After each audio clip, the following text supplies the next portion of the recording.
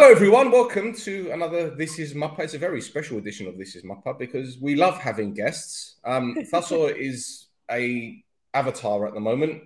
I don't know who drew that for you, Thasso. All I can see is the backside of a man. This isn't that kind of show, but he's got a... Yeah, no, man. Hey, look. Right, I had to find a neutral football fan, right? And he's holding a coffee and a flare. Yeah. Okay. Yeah. Is he from Flares and cafes, Switzerland? isn't it? Is he from Helvetia? Is he from... yeah, pretty much. Yeah. He's about to throw it, yeah. Thanks, a friend of mine did it. Well, tell him to do less buttocks. We don't want to see that kind of stuff. Anyway, yeah. We have a very special guest, as you can see from the bottom. This lovely young lady. She is the founder and MD of WOW BD Group, and WOW is the correct terminology to describe this woman's ability and what she's achieved in such a short space of time. It's Eva Pourkou. Eva, welcome to the show. Hello. How are you? You know that I'm so happy of having me as a guest today, huh? You're happy? Yeah. When are you ever happy? Yeah, because Prodiforan, yeah.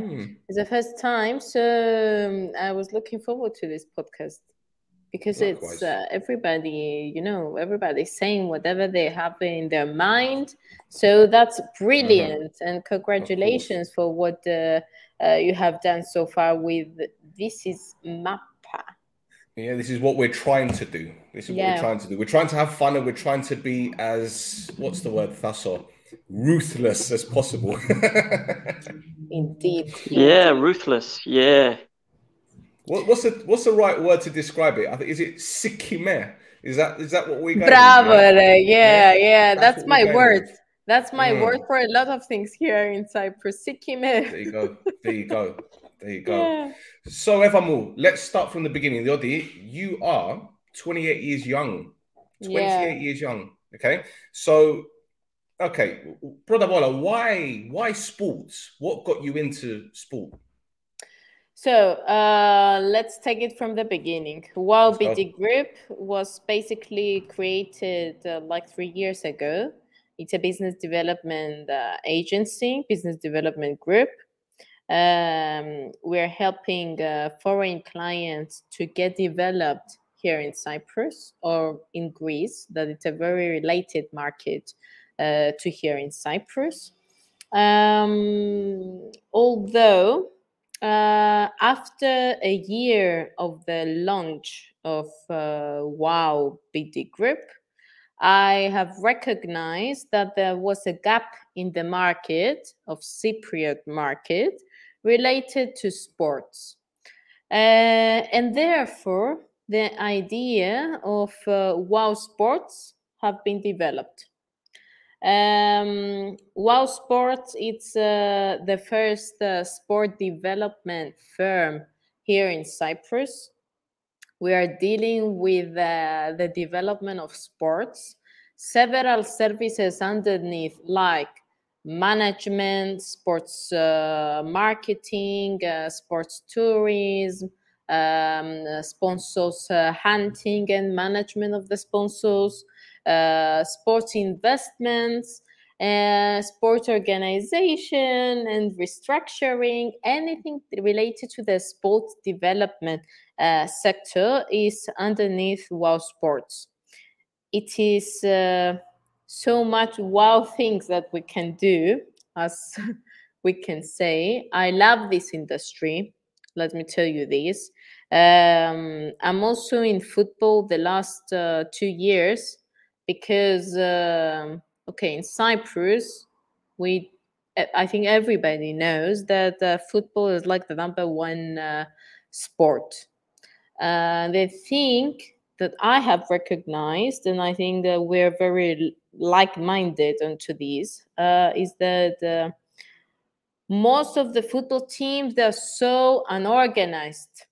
So for me, it was so interesting, the fact that most of the boards of the football teams, they were owned by business people, that they do have businesses, that ideally they do gain profit to these businesses, but for some, I don't know, amazing reason, they couldn't get profit under a good business plan to the football teams.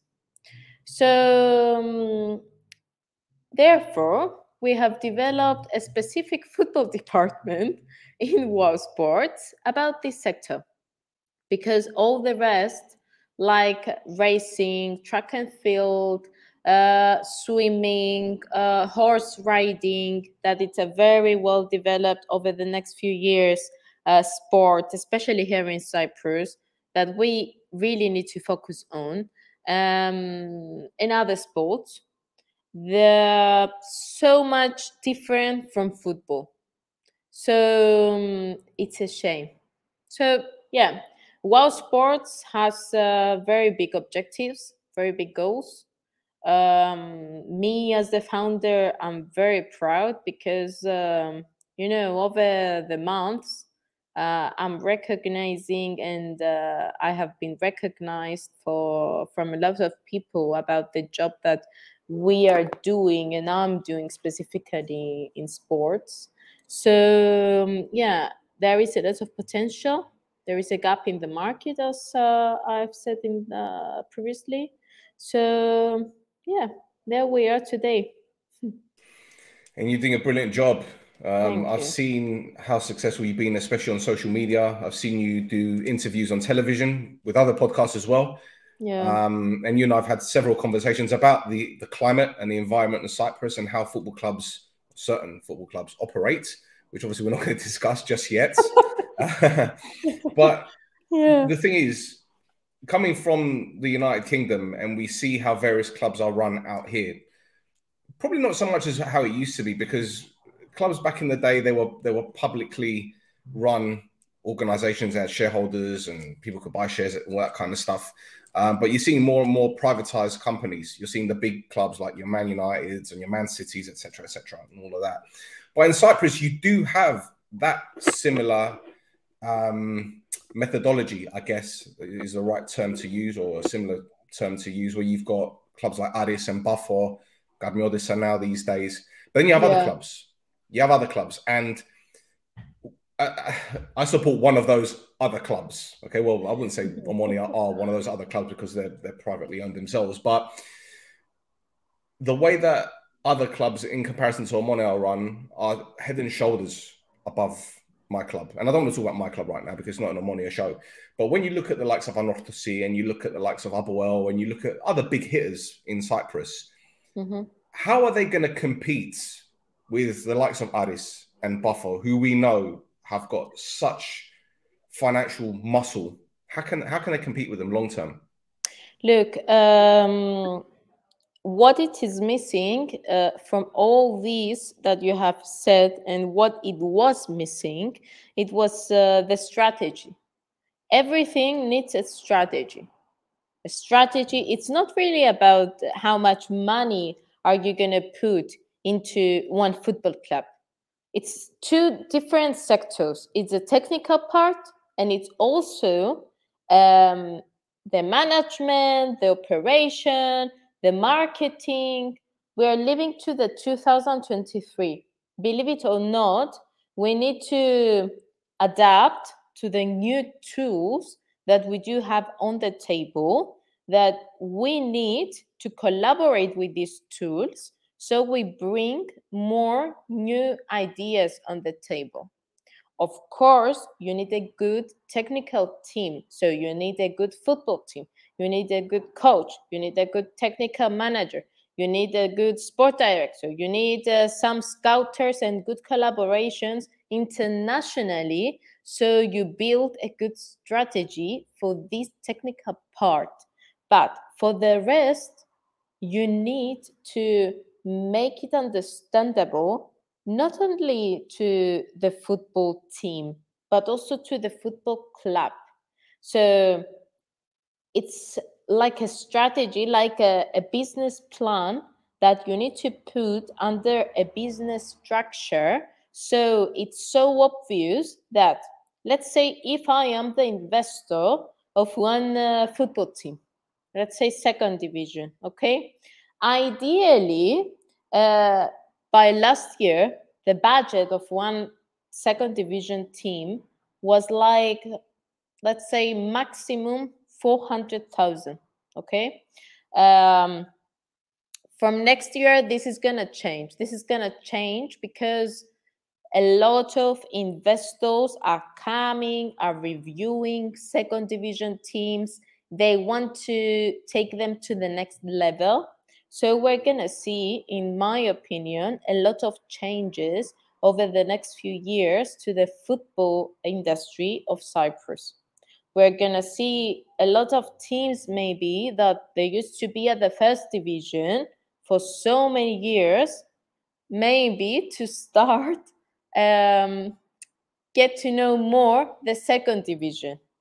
And other teams that they used to be in the second division, they're going to experience how it is going to be at first division. This is, you know, for a team to be for so many years to the first division and after so many years to go to the second division, it's not only about the budget that they do have for their footballers. It's not only about the 1 million euros footballer. It's also about the marketing manager. It's also about the partner that you're going to put for the marketing, the sponsors, everything. It's all related and everything is connected. We cannot avoid the fact that if a team wins, they need the psychological support. They need the good fan base. They need a good marketing. So since you've got wins, then you need to receive more money, more income from a lot of sponsors, because the sponsors, they usually, okay, want to be with the winners. So you need to make like a good business strategy. You know, years ago, when the Russian guys from Paphos came in Cyprus, I told them that, let's say in 4 to 5 years, they will take the championship, okay? I think next year they will make it. And the reason why is because they are working with a very good business plan. They are operating with people that they are really full-time over there. We need to understand at some point that football, if you want to be in football or in any other sport, you need full-time people. You need a full-time manager, you need a full-time team manager, you need a full-time coach over there. If a coach works at the morning and therefore he's only able to do training in afternoon, this is not football. This is hobby. It's impossible. Of course. So but the thing is, you mentioned the business plan element, and obviously everything that falls under that umbrella, so to speak. As you mentioned, your coach, your technical director, your marketing. But the thing is, you also need stability and you need trust. Yeah. And I think we're seeing many clubs in Cyprus. I mean, one in particular on their 4th head coach, one is on their 5th head coach. But the teams that are doing well at the moment, on their 6th. Yeah. on the 6th, right? If you look at the top 4 clubs, where you've got Buffo, still got Berg, AEK have still got Oltra. Okay, Milovic came in to replace Sofroni, but he went on like a 12-13 game unbeaten streak. And then you got the fella Aris, right? Yeah. Those are 4 clubs, but there's stability. Okay, you could argue one of them probably isn't financially as strong as the other ones, but there's still that fan base. They still got the history. They still got the backing. But the thing is, with Buffo, the one thing that separates them from the rest, I believe, they've got the Hollywood factor as well. When you've got Mendieta working at the club, you've got Salgado, big names. They might not be involved directly with the team, but they've got that reach. Now, you can't compete with that long term, can you? Really? Look, I believe that you can't compete because, as I said earlier, it's several tools that you need to take into consideration. This Hollywood factor that you are mentioning basically is just a tool. You know why? Because let's say Apoel, they've got amazing heritage on their back. You cannot compete the heritage of Apoel that it is gonna be over there like maybe forever, with one footballer that maybe next year is gonna leave for another team or he's gonna go home. And okay, it was just seasonal. The heritage of Apoel, of Omonia, of other teams, we need to take into consideration. And this is the most trustable tool that these kind of teams they've got in their hands, but they don't really take action about this part. It's not really you understand my point? I agree, because the background, the DNA of the club is very, very important, especially when it comes to bringing in players. You show them the trophy room, you tell them the history of the club. I get it. But the thing is, with the greatest respect, you're talking about Cyprus here.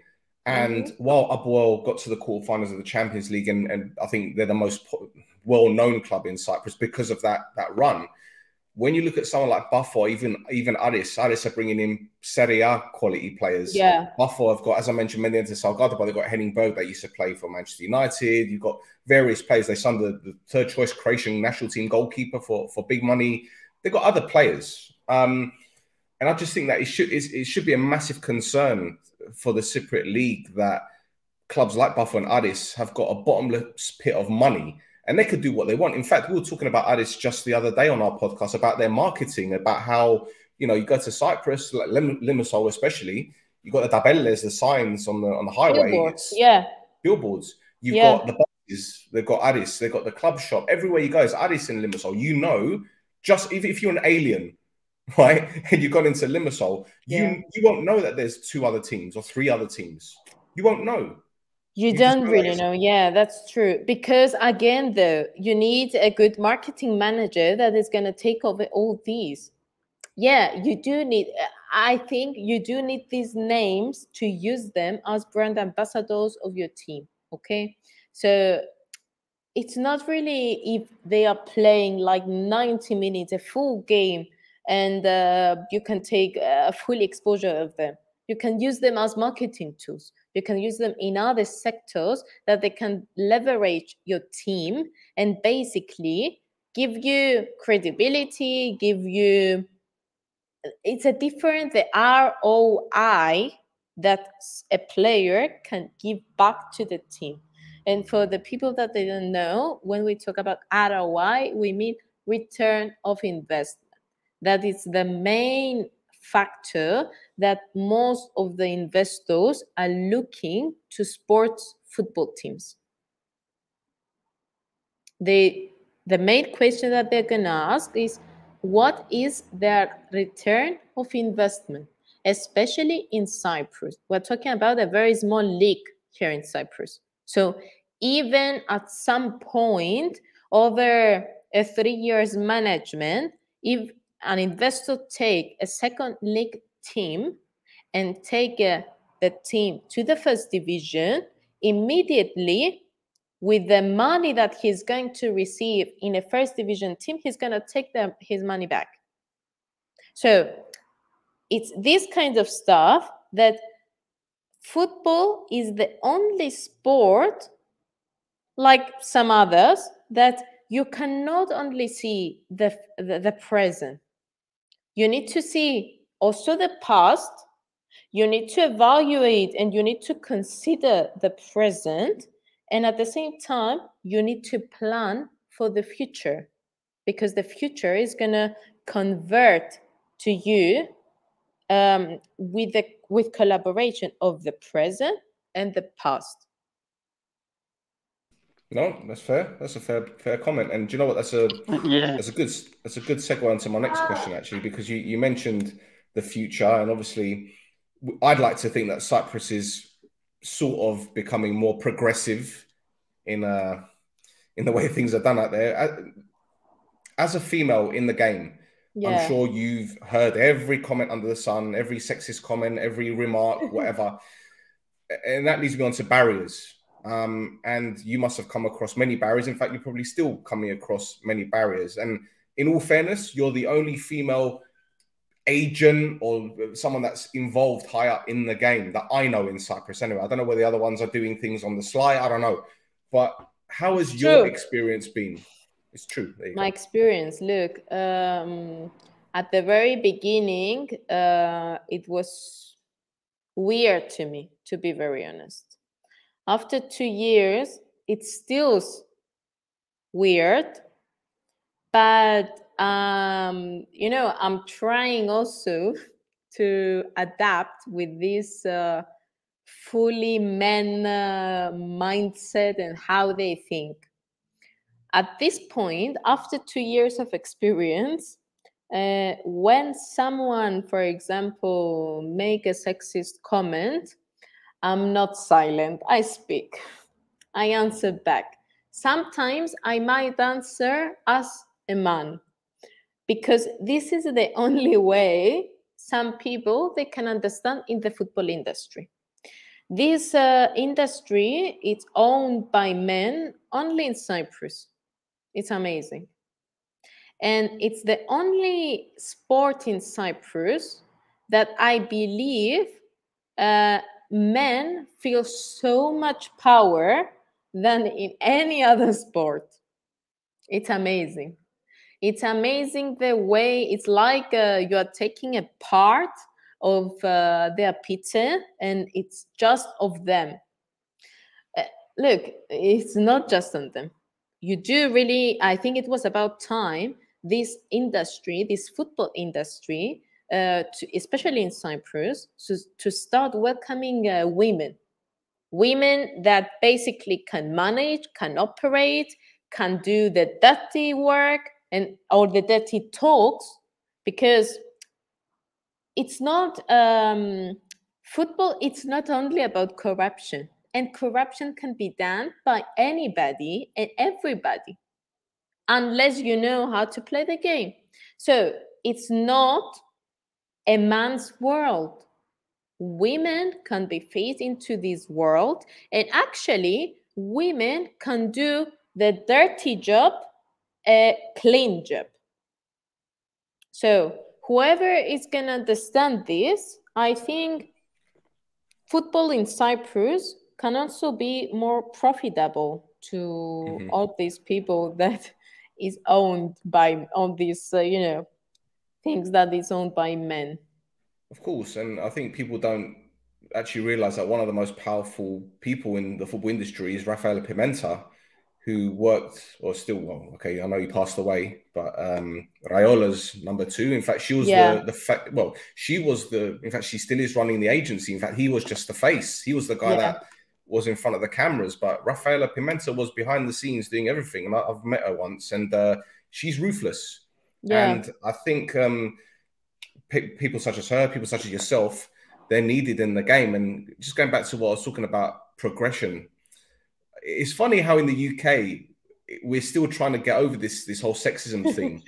You know, there are females that go to football matches and are actually sexually exploited by men. And when I talk to females that go to the games in Cyprus, it's not like that. I see women in the stands sitting down watching games. They don't get any hassle.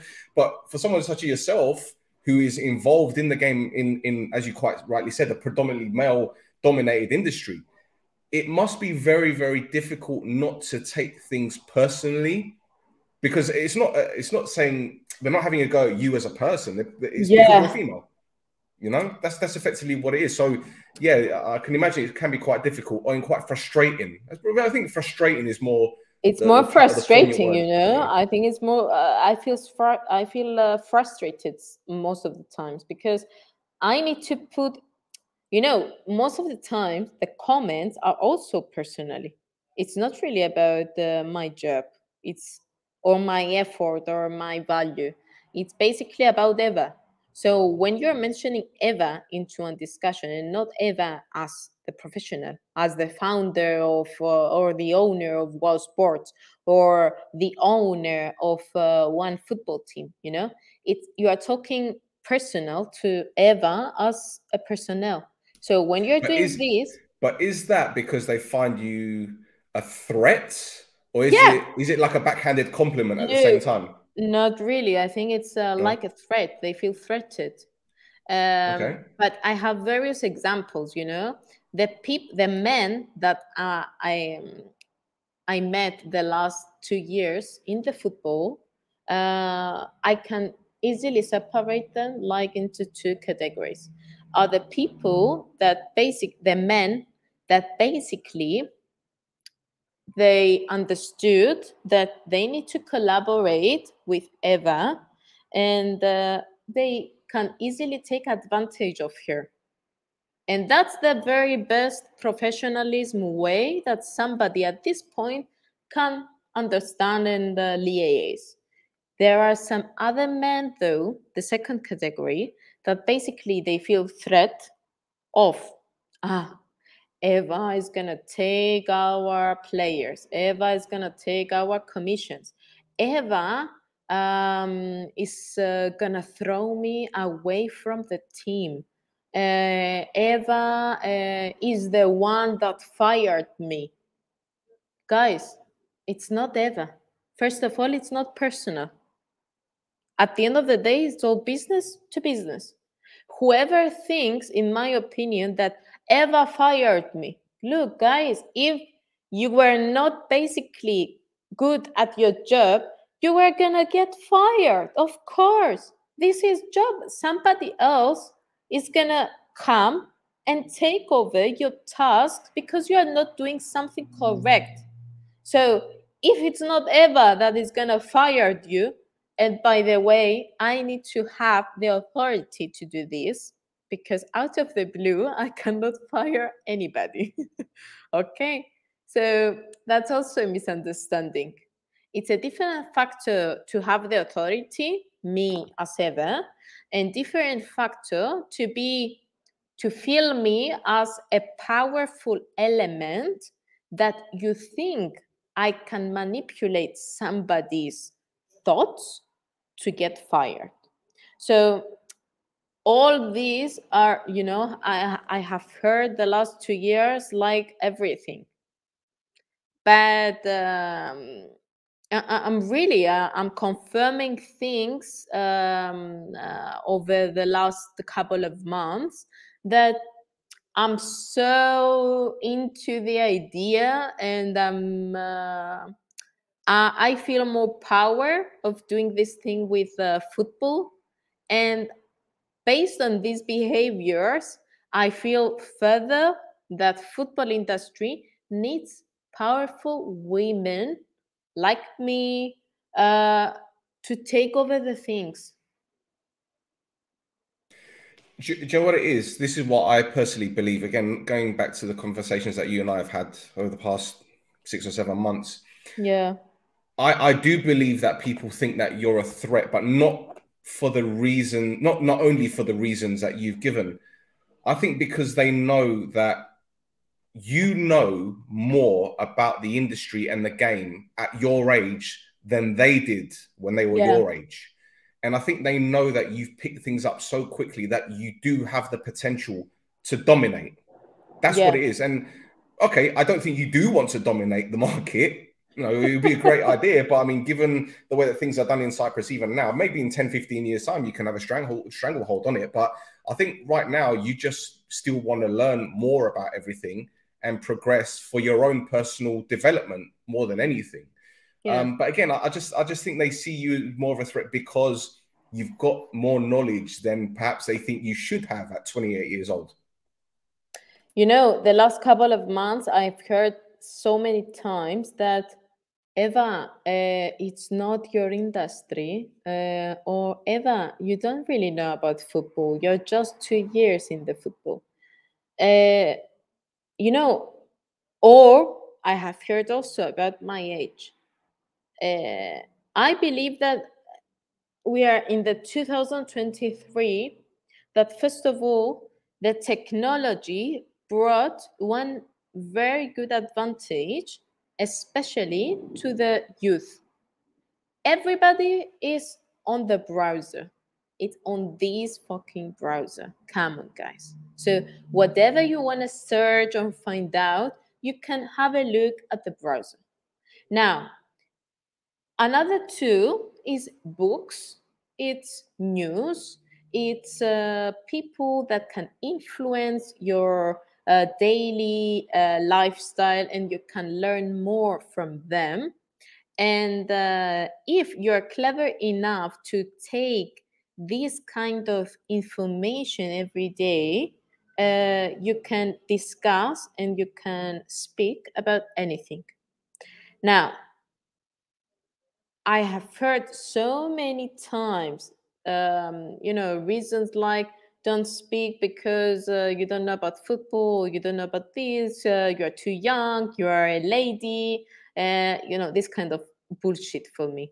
All these are bullshit, because it's not really, and every time I've mentioned that if I don't know anything or if I don't know something, I'm going to ask the right people or the right person that does know the answer into something. Because I'm so lucky enough to have people next to me that can collaborate and can advise me about anything. Now, the second point is that at my age, I believe that I'm clever enough to recognize what it is the right thing to do based on decision or not.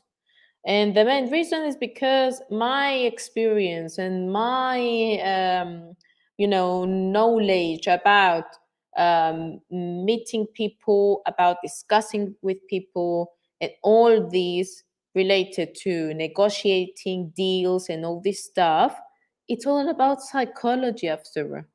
After all, you do have the feeling whether this is right or wrong, whether this person is a shit person or a good person.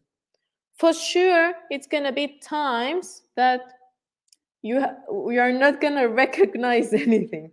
For sure. It's this kind of tricky part of life that actually I'm also thankful for these, because they're making you stronger and they're making you more careful about stuff that you didn't you were not careful before. So there is sexism in football right now. I'm gonna talk only for Cyprus, because as world sports, we are operating international. And in Cyprus, that it's our headquarters, I do face sexism. But in international level, I do have people that in Egypt, in Lebanon, in UK, in Italy, in Portugal, in USA, that, come on, guys, I'm collaborating and I'm receiving messages every day about people that they are in an international level. They are not just a member of the board or a team manager in a second league or a first division in Cyprus. It's bigger. We need to start thinking out of the box. We need to start collaborating differently and discussing stuff differently. Otherwise, at some point when you face one Eva, you will be feeling threat. Of course. Yeah, I think that's a thing in a lot of industries where there's like an old boys club, is they're always scared of change. Yeah. And that manifests itself in anger towards the person bringing that change. It's true. It's not only in football, guys. I think it's in some cases, but you can see that things are changing, first of all, from politics. When you see young people, because anything related to decisions and whatever is going on around the world is run by politicians. So as soon as you're going to see this change, and we're seeing this change, president of parliaments, they are either under 40 or women. So come on, when you see the big picture, the world that basically is ruled by under 40 people, 60% are women in chief positions, that they're taking decisions about what is going on in the world. I think one woman in the football industry, for example, in Cyprus, it's not really a threat. It's a key that can take you to the next door, that maybe this door is not of an apartment or a penthouse. Maybe is of a villa, you know, with swimming pool, with garden, and all the other tools. So Eva, this is a two-part question. Okay, so you know a lot of people in Cyprus, and I'm sure a lot of people know you. So the first part of this question is this a negative or a positive for you? And the second part of this question is, even though there's a lot of people that know you in Cyprus, a lot of people are agents, and even I have been approached by various agents. I say agents, saying that they've got players, they can take them to various clubs in Cyprus. Yeah. Do these people make your life difficult, knowing that this reputation of agents in Cyprus is a little bit murky, so to speak? I know you're not related to them or you're not linked with them, but you're not tarring people with the same brush. Are you talking about Cypriot agents or foreign agents? Well, if we're talking about foreign agents, then we're opening a completely different can of worms, because they're everywhere. Yeah. But if I'm talking about Cypriot agents specifically, I'd say agents in general in Cyprus. How about that? Look, my idea about this sector is that in Cyprus there is a thing. Everybody is agent. Everybody, all the lawyers, okay, based on law, whoever is a lawyer and they have got like a legal perspective, they can for sure they can make one agreement between a football club and a footballer. Okay. Now, it's a different thing to be a football agent. A football agent is not really just let's close the deal and get shit done. A football agent, you need to see the progress of this player. You need to take him from level 1 to level 4, and you need to take him slowly. So you need to be next to this player all over the process that he's going to pass from one football club to another. So if I'm a lawyer, it doesn't make me a football agent. If I'm, I don't know, a business consultant, and I know the president of a football club, and I know another lawyer in China, it doesn't make me a football agent, because I do have this contact with this footballer that we can bring him at AEK, and we can make 50,000 commission from him. No.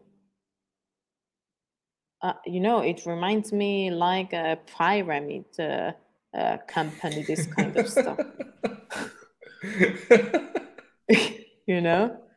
And it's like, what the hell is going on? Yeah, because I'm sure you've seen this a lot, especially on LinkedIn. You see, I am looking for a winger for 3 third division clubs in Cyprus. They need to be 21 years old, EU passport. And I see them thinking, you're not an agent, my friend. That's not how agents do business. To be honest, I'm very curious about these people, and I'm very worrying, because even third division here in Cyprus, let's say the biggest contract that a third division here in Cyprus can have is like 7,000, and it's like the maximum. So if you're a football that's a agent, month. Is that a month? You mean third division? or a year? No, that'd be a year. Oh, a year? year. Of course. We're talking Why not? about third division Cyprus. Well, I know certain clubs have got big backers, you know, and Not in Cyprus. Not in Cyprus. It's like we're talking about. I told you this term like a few days ago. We're talking about agriculture football sometimes. You know, it's like in the fields, not even in one stadium that can be approved for second league. No chance. So we're talking 7,000 net clean. Yeah. Clean. Yeah, approximately. So let's say we're talking about this kind of money. One agent, let's say, might take the 10%. And it's like the best case scenario if he's the only one in this deal. Because usually, you know, it's, I brought this contact and this contact was brought by another person. And therefore, okay, so what are we talking about? Are we talking about 200 euros? Are you kidding me? Who is doing all these negotiations, all these things, all these back and forth for 200 euros? If, okay, let's say this is about the scenario of not being a real football agent, okay? Okay, regulations have changed. You don't really need to be licensed football agent anymore. But you need to have a business plan also on your back, you know? Like, what? Are you planning to take just a footballer? Or are you planning to develop one footballer? It's so much different. And it's also different, the perspective that a president can gain from you if you speak their language. For a president, he doesn't give a shit if you are an agent or not. What he really cares is about the footballer. But you need to sell this footballer the right way. Yeah. Well, look, I'll be honest with you. There was one occasion, not summer gone, summer before, the company I was working for, I'm working for, we tried to get a player over to Greece. I'm not going to mention which club. And I'm sure I've told this story before, Tasso, but it came to the point where a few of the board members were telling us to demand the player gets more money and they would take a percentage of his annual wage, which was absolutely incredible for me. But it's normal in certain parts of Europe. But I need to ask this question, but I don't need to know specifics. But are there any clubs that you look at and you think, I would never do business with them, even if my life depended on it? Yeah. Yeah. Are there many of them in Cyprus, or just a handful, you'd say?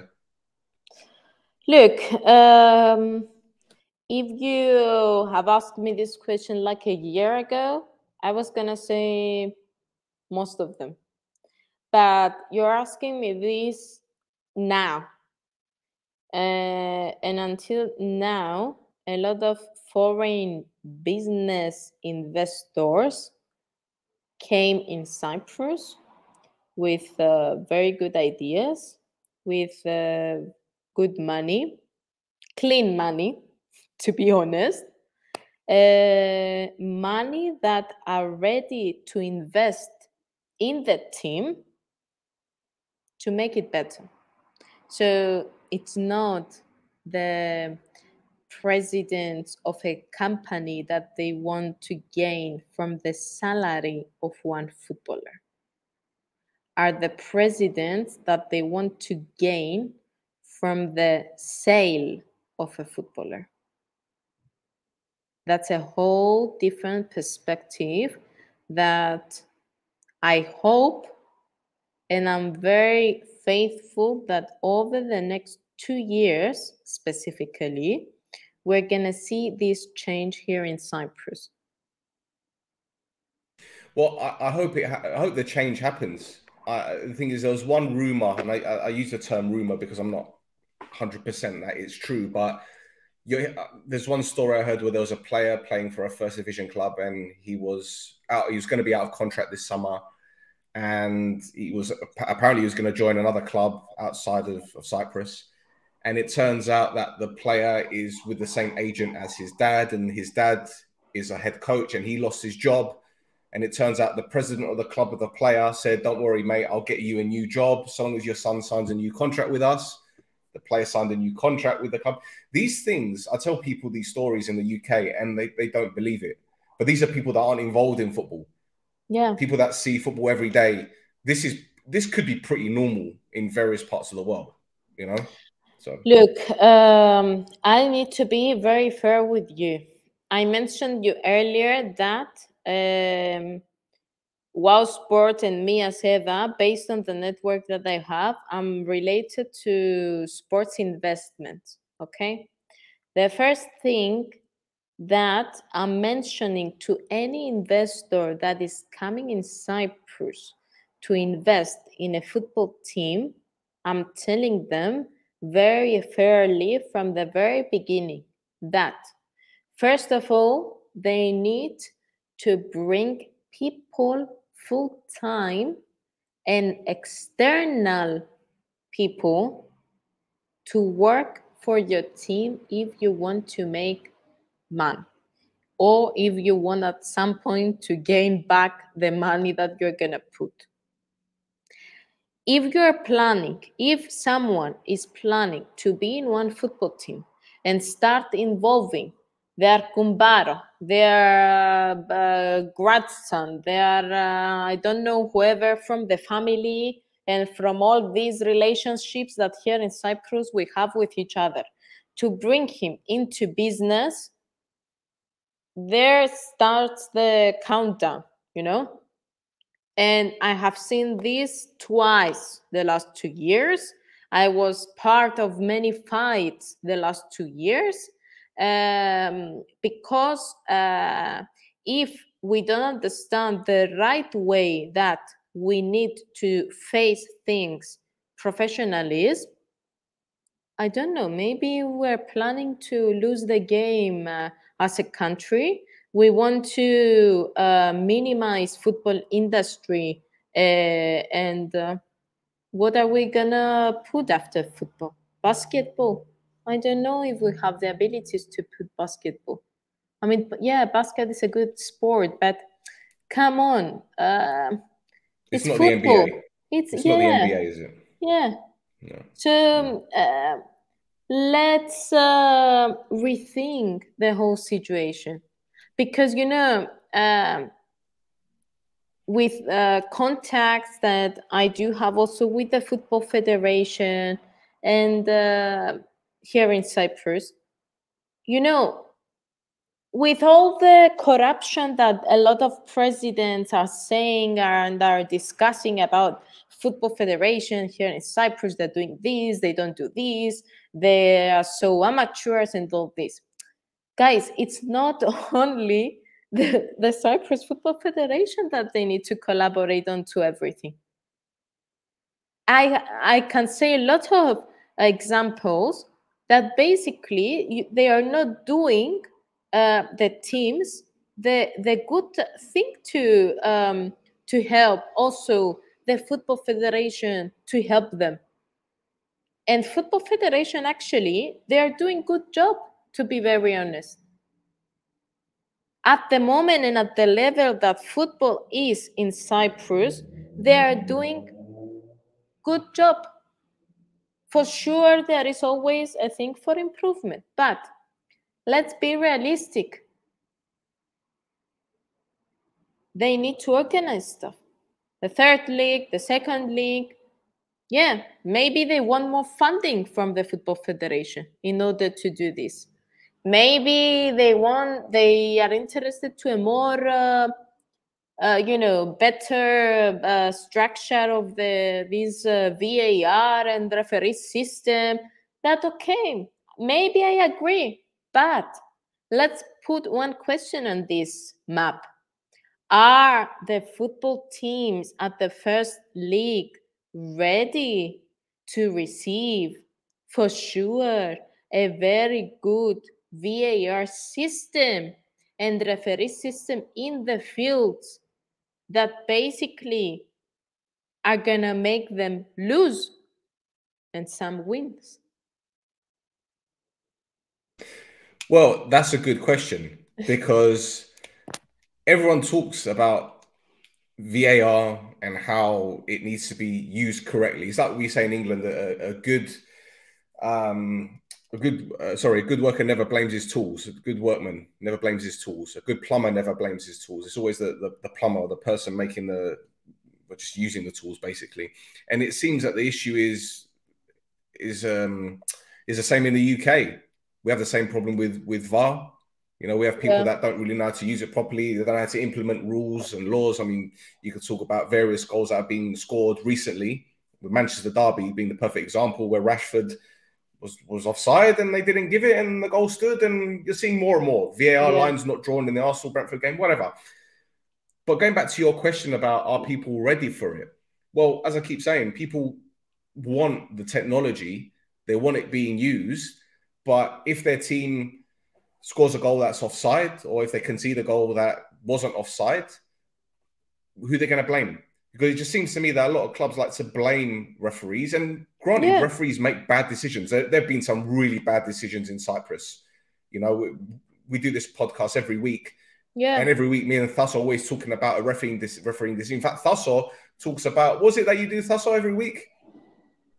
Yeah, so they do a VAR review every week. Mazic does like a statement where he talks about all the different situations that VAR has been involved with and whether or not that's any use, if it's any good or not.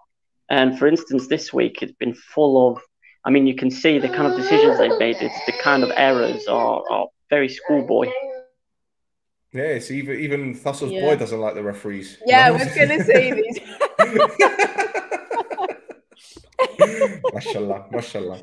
So again, it's a catch-22 for Mazic, obviously, because he's going to defend his referees. He's not going to turn around and say they're shit. Yeah. But at the same time, we've seen referees demoted or even sacked in various leagues because of bad decisions. So what's the solution? What is the right solution? No one knows. No one knows. I think no one knows because, nobody in football likes to lose. So that's one point. The second point is that everybody wants to win. That's the second point.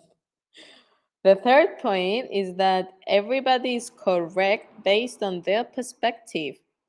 So whoever comes to explain a situation, whether it's the president of a football club or the president of the football federation, they're not going to come, apparently, into one solution.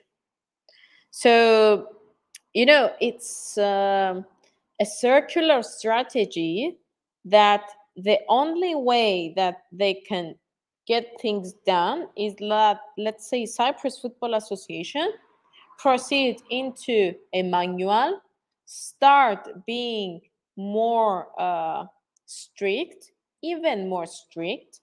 They put things down and they understand they do have an idea. I mean, come on. I believe that Cyprus Football Association here in Cyprus is well organized, guys. I mean, is the thing that the teams, they don't give them, I believe, much attention to some things in order to help themselves basically collaborate and do the next thing. But do you think GOP are getting a lot of criticism because of things that were done in the past that perhaps weren't right? For sure. Nobody has done all the things correct, huh? Nobody, for sure. A lot of teams might get benefit from GOP, and other teams lose or have lost the right. Some actions of GOP was wrong, or they were not the correct ones, let's say. So it takes two to tango. Of course. You cannot blame just the one side. Well, I'll tell you what, I don't know if you've seen this today, but I think Salamina put out a statement and they said that they want a foreign referee for the game against Olympiacos. Now, I've got a theory, and I could be way off, but with all the pressure that's mounting on Mazic at the moment, I've noticed more and more teams, especially the past few days, have been requesting foreign referees for their games. Now, is this okay? You don't have to answer this question, but again, this is me guesstimating here. It seems like some sort of power play with these clubs, whereby they're all ganging up on Mazic to say, right, we want a foreign referee for our game, to the point where he just turns around and says, "Fuck this, I'm resigning." That's how it seems to me. It's almost as if they're almost like turning the screw to push him to the limit. But he doesn't seem to be that kind of person that's going to be bullied by the presidents. So let me ask you something. You think he's doing a good job or not? It's difficult for me to say, and I'll tell you why. Because there have been a lot of questionable decisions, both by referees and VAR, and his explanation for these decisions, again, they don't add up to me. But then again, we're talking about, no disrespect, Cypriot referees here, right? And there have been some, in fact, there are some Cypriot referees refereeing a Danish game, if I'm not mistaken, at the weekend. Yeah. So there are some good ones, but there are some bad ones as well. But that's everywhere. I don't think any league in the world has got referees that are absolutely spot on. I mean, if you look at Greece or Netherlands or other countries, you're seeing, okay, for example, Clattenburg. Wasn't Mark Clattenburg like head of the Greek Referees Association? Wasn't he in Egypt at one point? So there are refereeing issues everywhere. So I can't give you a straight answer with Mazic. I actually can't, because again, while there have been some good points, there have been a lot of bad ones as well. So I'm kind of on the fence with that, in all fairness. Okay, so let's say he leaves and somebody else is coming. How are we so certain that the next one in one season is not going to be the same? So every year we're going to have the same issues, because the three teams that usually used to be at the very first three positions, they are at the very six positions. Six. So, well, this is it. But the thing is, I don't think, well, exactly. But again, it goes back to what you said. Whose fault is it? It goes back to the strategy. If you don't have a strategy at your club and you have a long-term vision, if you keep sacking managers, you've got no consistency, you've got no stability, so you can't challenge. It's no coincidence that the teams challenging for the title are probably the most stable when it comes to everything that you said, the backroom staff, the manager, the players, everything. Yeah. And the clubs that are complaining about them are the ones that either haven't performed well or they've not got decisions that they've wanted. But again, going back to your question, if Mazic does go, who's going to come in? The only time people are going to be happy is when the head of the referees union comes in and it's a guy that they wanted and it's a guy that gives them the decisions that they want to succeed. And we know that's not going to happen, especially in this day and age where there's a lot of eyes on the Cypriot League.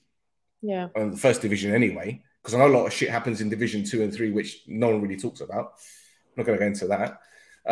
At some point, there need to be one podcast about second division also, you know? Oh, we'll do that one day. Yeah, we're working on that. Don't worry. I'm lining it up. Bravo, well, listen, bravo. I do a Cypriot show, or briefly a Cypriot football segment on BFBS, the British Forces Radio, every Thursday, and it airs on the Friday. And I've said a few things about the second division teams, and I know that some second division team presidents aren't happy with my comments, but I'm just being objective. I'm saying what I've seen and what's been reported. In fact, a lot of the stuff that's been reported is actually on the GOB website. So don't be angry with me. Be angry with them. Yeah. Be angry with them. They're the ones that are giving me the information because it's black and white. But Tasso, have you got any more questions? Tasso is probably attending to his child. Anyway. Sorry, can you repeat that? Sorry, repeat the question. Got any more questions? Oh yeah, no. I was going to ask along the lines of just going back to the referees and Mazic.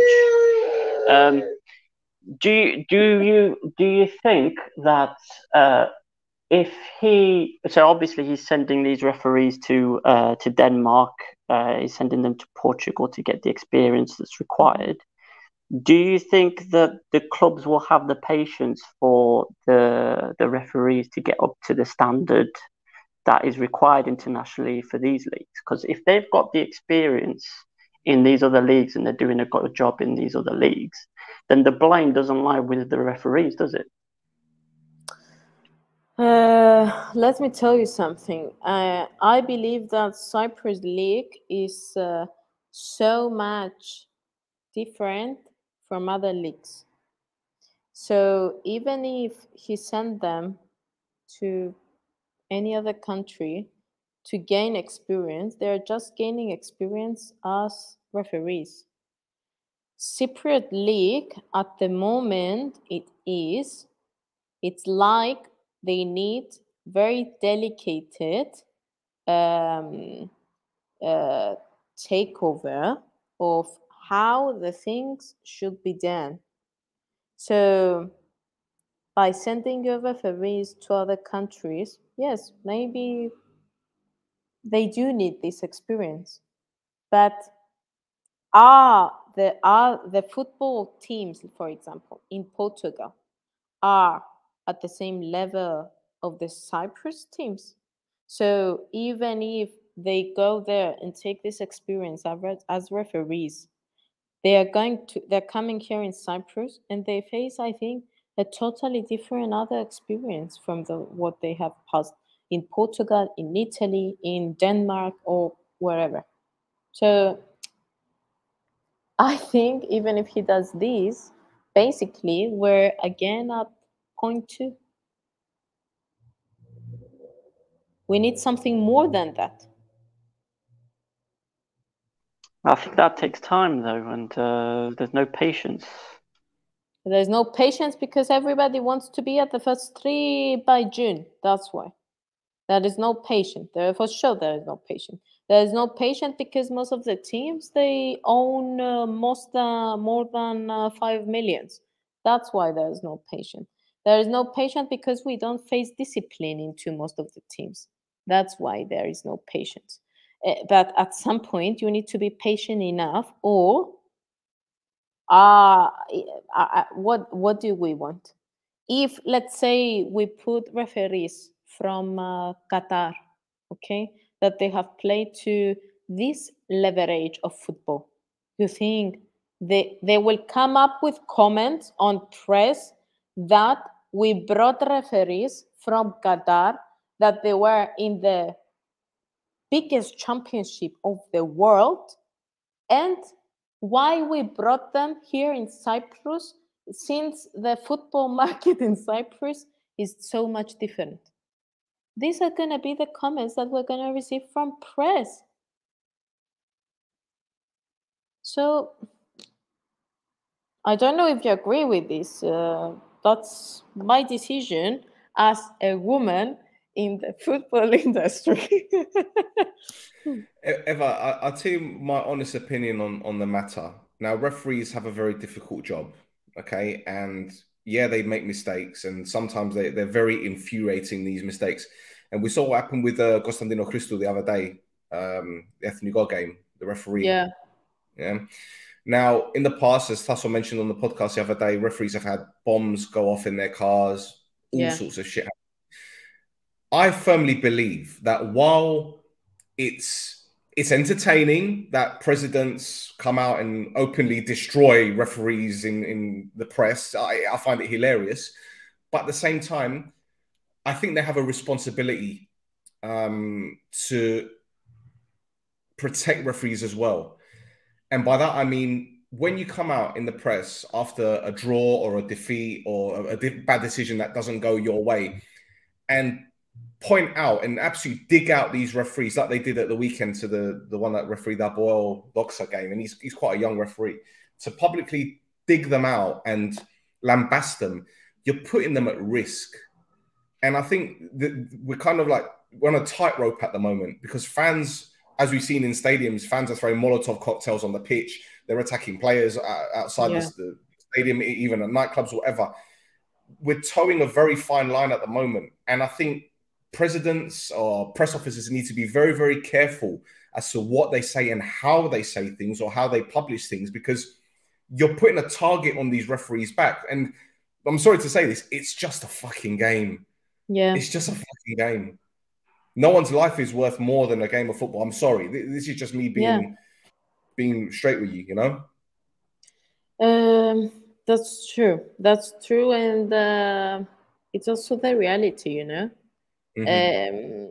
You know, in one organizational structure, you've got the football team, the referees, and you also have got the Cyprus Football Association. It's like three departments, three parts. In this triangle, you need to find this dot in the middle, that all these angles are going to be connected and very well behaved, so they have a good future. If you start like a propaganda of the whole story about referees, about blaming COP, about this, about that, it's not going to end. I mean, you need to come up into, you need to face like a plan that it's going to be everybody into this equation, you know? And the right way, everybody. It's not also about the referees sometimes. Some things are so obvious that he cannot. It was offside, for example. It was the ball that didn't hit his hand. So, and by the way, since COP proceeded to VAR, you cannot say anything after all. Okay, what they can do?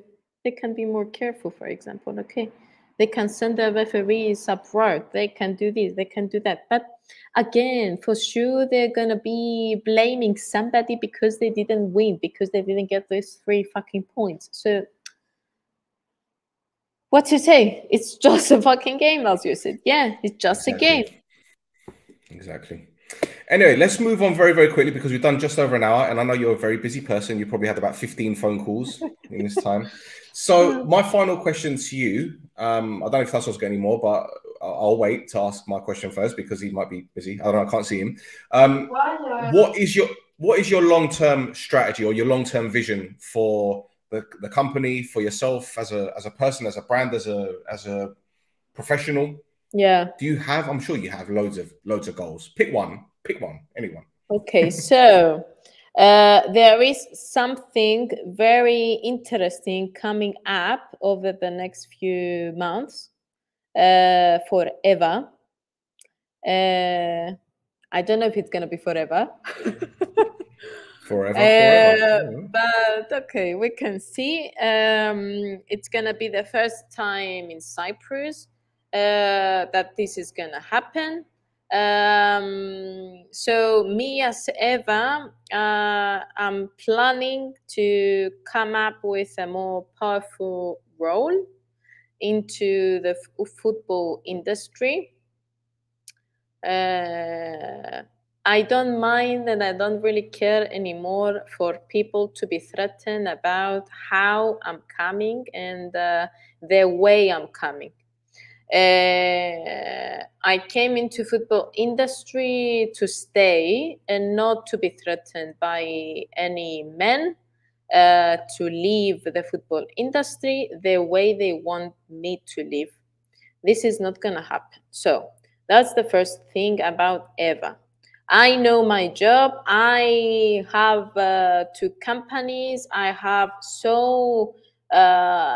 many clients. I have so much people, good people next to me that are worth to be next to me.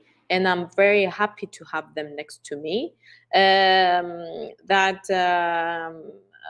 I think that I can do a lot and more than what I have shown so far. And to be honest, I was very calm and very in silent. So these 2 years. Okay, it was my strategy because I wanted to overview some things. Now, about WOW Sports is going internationally in more international level.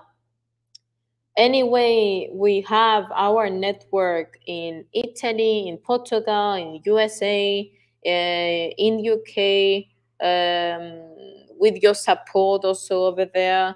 So in general, WOW Sports, it's a big and very good project worldwide.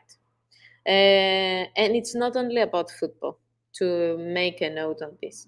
It's about all the athletes, all the sports that need support. It's about our Cyprus, our small island, to get more connected with other sports from other countries to accommodate them here in Cyprus. Cyprus is a great destination for Cyprus tourism. So we need to start taking advantage of this. So WOW Sports, our objective and my objective as the founder of it is to get developed the right way with the good people, with nice and interesting and challenging projects. And I think we're going the right direction. We have also the support of some government parts, and that's very important for us as a private company.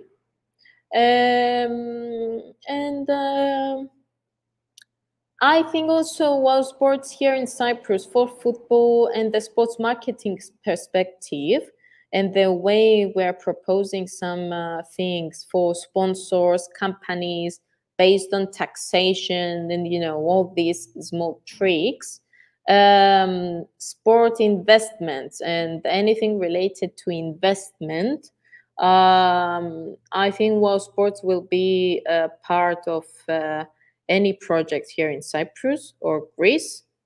And we're expanding.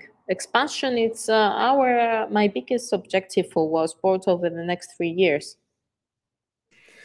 Do you know what? You've listed all these things, and that's just off the top of your head. I'm sure you've got hundreds of more things written down that if you had a list to read it out, the list will go from all the way down here to the end of the room. But honestly, I've known you for probably just over a year, and I'm not just saying this because you're here. You are undoubtedly in the top 5 people I know when it comes to determination, overcoming adversity, knowing what you want as well. And there's no bullshit either. Like, I see so many bullshitters in this industry, and you sure as hell ain't one of them. And I really, really hope you succeed. I mean, you're successful anyway, but I know you're going to go on to bigger and better things, honestly, because as I said before, there's integrity, there's knowledge, there's experience, there's, you know, just one hand washing the other and both hands washing the face, and you've got everything there is to succeed in this industry. And there's one thing that you said about not giving a shit about what other people do and how they're going to get in your way, and they're not going to get in your way. That is the best attitude to have, because if you've got a defeatist mentality, you ain't going to get anywhere. And you are just like, this is the wall, I'm going to break it down somehow. I'll have a wrecking ball, I'll have an explosion, explosives, whatever. Sikime, yeah. No, it's not Sikime, you know. There need to literally be bringing the house down. Yeah. Literally. Look, it's an industry ruled and used to be ruled by men, okay? I know, and the one thing I'm sure, it's when I speak about something, it means that this something is for real. I mean, that's the truth. And most of the people, they do know and they do recognize this thing about me. Usually men are behaving like this. Apparently and unluckily for a lot of men into this industry, I'm behaving also like this. So I don't really mind. You're laughing. You're laughing because I'm correct. Yeah, exactly. Like you've got to be a comedian. You got to be adaptable to your situation. Why not? Exactly. You need to speak their language. You need to play their game. It's not a matter, okay, of having nice eyes or good-looking other stuff. It's not about this. We speak at the end of the day the business and the football language. So no matter what, you need to face one woman into this industry, and you need to behave like a man to this woman, but you need to behave like two separated people for the sake of business. We don't need to lose respect in any case. It's some it's some factors that into an equation. In order to be successful enough, you need to show respect, and you need to evaluate the correct way the people you do have in your network, in your circle. Otherwise, one person at some point would come from your back and hit you, and you're not going to know how this apparently happened. You need to be very straightforward to everybody. Sports industry, I think, is the highest risk industry that somebody can be in. You need to be very careful. You need to be a man of your word. At my case, you need to be a woman of your word. So you need to be, correct. That, I think, that's the greatest word that we can use about this. Well, Evan, thank you so much for your time. Thassa, have you got any other questions, my friend?